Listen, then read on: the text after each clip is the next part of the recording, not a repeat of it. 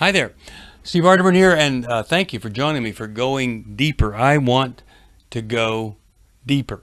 You know, I was reading through Scripture. My wife and I are involved in a couple of, well, three Bible projects, but really deeply involved in a Bible project that causes us to develop a 100-word devotional for every day, and we go through the entire Bible. And boy, we're learning so many things. And I'm so amazed at my wife's writing because I mean it's just so profound. And you know, the Bible can be so confusing when it comes to women. You look over in the Old Testament, and there were so many things that they don't make sense to us. But we had this new covenant that we're living under and in. And it began with Jesus. And we look at how Jesus treated women, and it's just so profound in the message that he gave.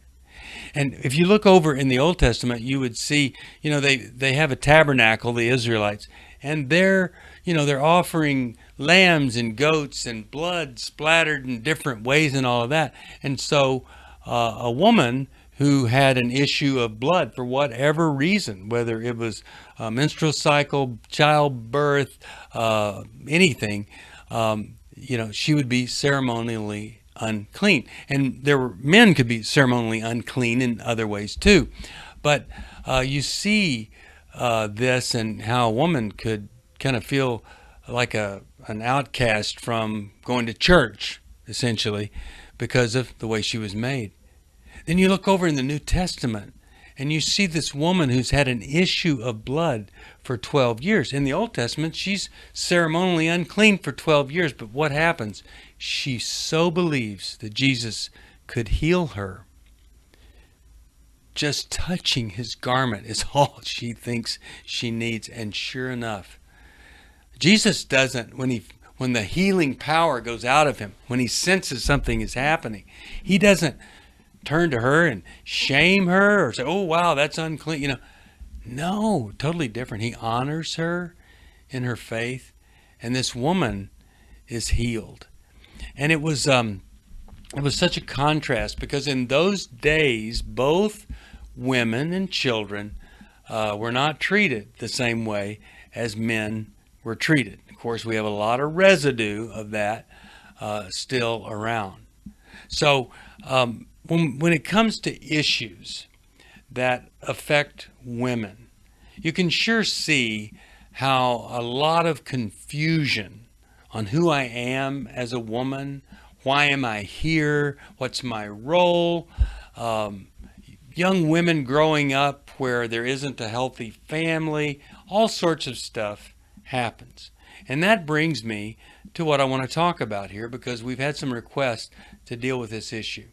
And we just finished a series on Lose It for Life, which is essentially for people who weigh too much. But I wanted to talk for a minute, or just this one session, on this thing called anorexia. Now, New Life acquired Remuda Ranch years ago. We started New Life in 1988, and we were able to acquire Remuda Ranch. There were about, less than 20 women there. And when we sold that ranch to another organization, we had 3 ranches. There were over 100 women, and it was literally the state of the art for eating disorders for young women. And I would go there, and we would have women, with a feeding tube just to keep them alive. It was a certified and accredited hospital in a ranch environment with equine therapy, and we were able to watch so many people be healed from that. It's one of the more mysterious conditions, and you never can assume anything about any one of those situations. They don't all fit some category, or they're not all the same. So I want to talk to you a little bit about anorexia.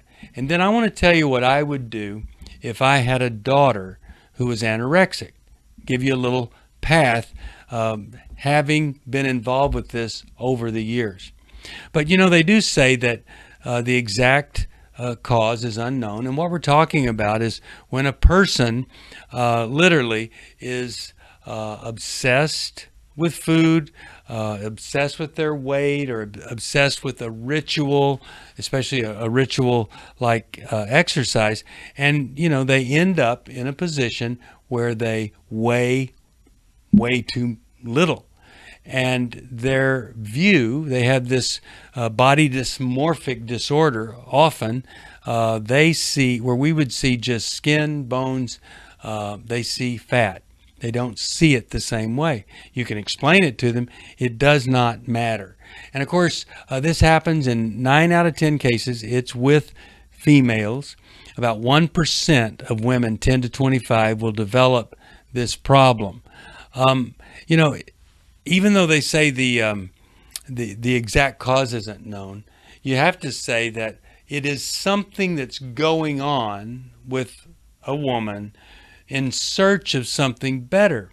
Now, what's tricky there is that they could be miserable and searching for something better, or for all practical purposes, there's no source of real misery, but there could be an imbalance in the brain, the way it functions, or hormonally, there could be some kind of imbalance there that's causing this search for something better. One of the things that they have looked at for a very, very long time is this hypothalamic, pituitary, and then the adrenal, they call it the axis, where these glands interact, and surely they play some kind of role here, because these are the glands that and the hormones that are secreted that control appetite, hunger, thirst, and they're part of the release of these neurotransmitters like dopamine or serotonin, things like that norepinephrine.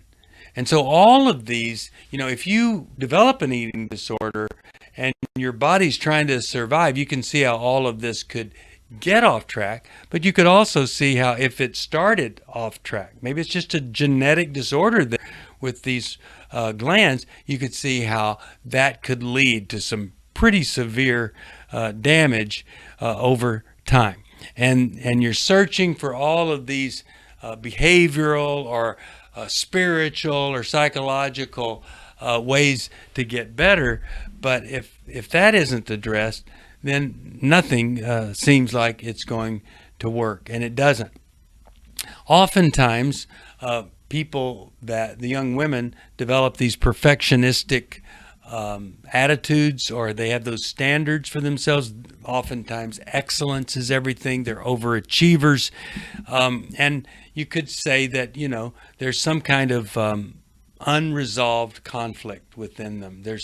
And that could even be some kind of fatal lie that they're functioning off of, because they think something is expected of them, or there's a level or a standard that they're trying to hit, and they feel like it's impossible to do it. So, we know that this kind of runs in families. In fact, if one person has a problem in a family, it's like about 20 times more likely somebody else might have it. Life transitions can bring this on, whether it's entering adolescence or especially like you're entering adolescence and there's a big loss. You could see how this is a way that develops to cope. Major stress event, whatever it is, death of somebody you love, all of that surrounds this. And we have to look at some things that we've been told, that low self-esteem is often here. There's maybe a rigid standard trying to fulfill. There's a need for control, or a need for perfection, or a need for excellence. Sometimes this goes along with a personality disorder. It might be an avoidant personality disorder. Could be obsessive compulsive personality disorder. Even borderline personality disorder or narcissistic disorder. All of these are possibilities. And every case is unique. It's a mystery. And we don't ever want to assume anything. And you sure don't want to assume that bad parenting is what caused this. Because my experience is you could have, and again, we're talking mostly women. Some men develop it, 1 out of 10. But you could have a family of 6 daughters. They're all raised the same way. And you could have one that has anorexia. But the others are doing quite well. So we don't want to assume crummy parenting. All right. Let me give you some things that if my daughter developed this tomorrow, these are some things that I would be looking at. I would ask myself, is this family that we have here, are we overly controlling of this young woman? So have we, rather than be balanced in our approach, are we trying to control everything, overly protective, or are we overly rigid in our raising of this child? I'd be looking at that because I want to take that away. If it's too much control or rigidity, I don't want that for my daughter. So I'd be looking at that. Second thing I'd look at, are there some unrealistic expectations? Now, you can have unrealistic expectations because you're a parent and you're not doing a good job in these areas. Let's say you were great at sports and you expect that daughter to be great at a sport and you pick the sport and all that. That's horrible. You don't want to do that. But the other thing is society and just a sense that comes over this person. Something trips something. And so they end up with unrealistic expectations of their appearance, performance, thinness, things like that. And we want to be sure we're not giving any messages that create these unrealistic expectations. Okay, here's another thing. I would look at the demands on this person. I've seen young women sign up for every advanced college course in high school, and they hate high school. And I want to say, hey, why don't we just take some normal classes, change everything here? You're in trouble. You have anorexia, and let's try to enjoy high school, take some of this pressure off, or this overwhelming demand that I've got to have a 4.7 grade point average, and I'm in trouble. So I want to look at that. If I had an anorexic daughter and she was making all A's and had a 4-point average, I would be asking myself, is that 4-pointer, is that worth risking her life? And could I get some help to help her be realistic about that?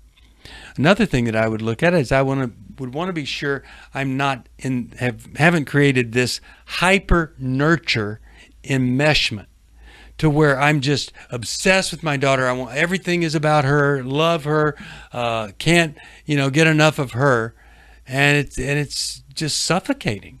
It's unhealthy enmeshment. I'd want to be sure that's not there. Could be the mother with the daughter, could be the father with the daughter. I'd want to eliminate that. And then also, I'd want to look at this issue of what I would call lost identity. Is this 12-year-old, 14, 16-year-old, is this somebody that really hasn't figured out who they are? Because of all these mixed messages, they're very, very confused. And so they have become identified with a problem. And at least there's some kind of identity there. There's some kind of fellowship with others who struggle in the same way. I'd be looking at that. And we know that, if I'm a child of God, if I feel like I'm a wonderful, magnificent creature made by God, and I'm not confused by some of the Old Testament passages there, then, that's where my identity really needs to come from. And so if I have a lost identity, somebody preaching at me isn't going to help. But sometimes a Christian counselor can weave these messages in, discover like the fatal distortion of thinking, and then try to replace that a little bit. Obsessive fear is another thing. If I'm obsessed over a fear of being overweight, I don't see my body normally, then I could sink into this distorted eating, trying to eat as little as possible. And it's just so sad. I'm trying to save my life by eating so little, and of course end up dying. And then the chemical imbalance issue. Certainly anorexia causes imbalances, but there could be imbalances. And so I really need a great workup from a great physician that knows this issue and knows what to look for in the blood work to see if some kind of imbalance might be corrected. It could be corrected with a psychotropic medication that changes my thinking or brain function. Maybe it's some kind of hormonal adjustment that needs to be made that can help me to recover. Finally, I want to be sure that anorexia is not a reaction to abuse that I don't know about. So often, an abused child will not want to or has been threatened if they tell anyone. And they're not telling, but their body starts to scream it. And it could be in the form of anorexia. So I want to be sure that as close as I think I am to this person, I want to be sure that they're not keeping something from me. And I tell you, I don't want to be an accomplice to somebody in my family abusing my child. And I'm not doing everything possible, including risk my own life if I have to get that abuse to stop. Now, as I close this out, I want to be sure that you hear this. Not any one of these things is necessarily the issue if you have a child who has anorexia. I can't list everything. I can't list all the things to try to address. I can just tell you what I would do, what I would look at if my daughter was anorexic. I would look at these things. I guarantee you, I sure wouldn't be trying to fix this by more Bible study, more prayer, because there's already shame here. And if you try to force something on this child, you're going to cause even more damage, more shame, more feelings of inadequacy. I don't know what it would be, but I would work with a professional. I would do whatever I could to nurture and help and foster identity and independence in this person. But I'd really try to be the safest person around, where maybe in a discussion about a lot of different things, I might discover the mystery that's underlying the person I love, what's really at the heart of this issue. I am so saddened when anorexia shows up. It's tough. And you need everybody possible working to help to get this child the help they need, get them to a better place. Because you can so treat this. You can so help this person. And one of the saddest things is when I meet somebody that's 40, 42, and they're still struggling. Because at a time when maybe it would be easier to make some changes where the brain isn't locked in totally, no one got them the help that they need. So if you need some help, you call us at 1-800-NEW-LIFE, and we'll try to find the best help available for you. So that's my take on anorexia. But here's the bottom line for all of us. Let's do whatever we can to help whomever we love with whatever issue they're struggling with. And usually the most helpful thing we can do is listen to them while we're working on ourselves. Not easy, but boy, is it ever a life changer. Listen, work on me, stay on my side of the street. Thanks for joining me. We're going to start talking about narcissists. You might be one, you might live with one, whatever. We're going to give you some help starting tomorrow right here in Going Deeper with Steve Arterburn.